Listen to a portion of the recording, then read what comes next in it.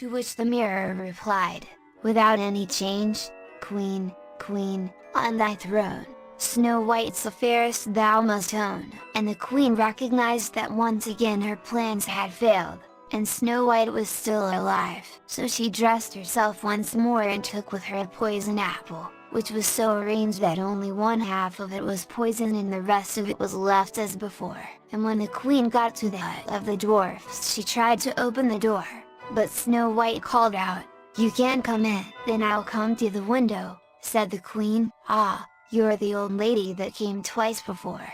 You have not brought me good luck. Each time something has befallen me." But the Queen said, "I do not know how that can be.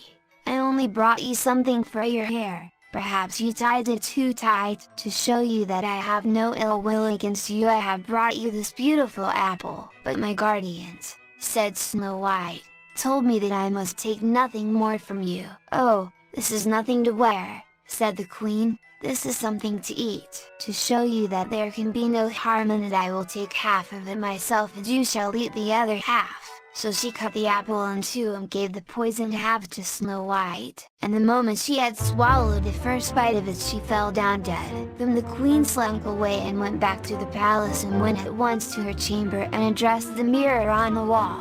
"Mirror, mirror, on the wall, who is the fairest of us all?" And this time the mirror answered, as it used to do, "Queen, Queen, on thy throne, the greatest beauty is thine own." Then the Queen knew that Snow White was dead at last, and that she was without a rival in beauty. When the dwarfs came home that night they found Snow White lying upon the ground quite dead, and could not find out what had happened or how they could cure her. But, though she seemed dead, Snow White kept her beautiful white skin and seemed more like a statue than a dead person. So the dwarfs had a glass coffer made, and put Snow White in and locked it up, and she remained there for days and days without changing the slightest, looking oh, so beautiful under the glass case. Now a great prince of the neighboring country happened to be hunting near the hill of the dwarfs and called at their hut to get a glass of water. And when he came in he found nobody there but Snow White lying in her crystal coffer,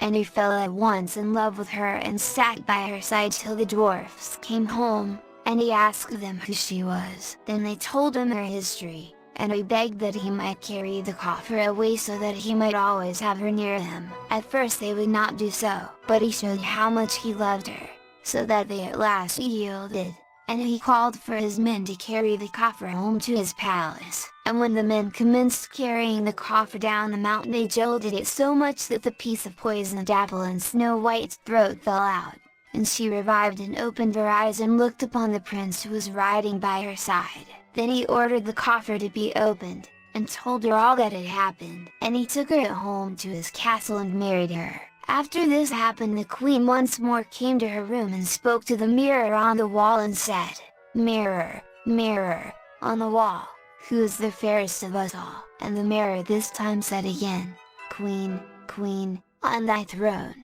Snow White's the fairest thou must own." And the Queen was so enraged because she had not destroyed Snow White that she rushed to the window and threw herself out of it and died on the spot.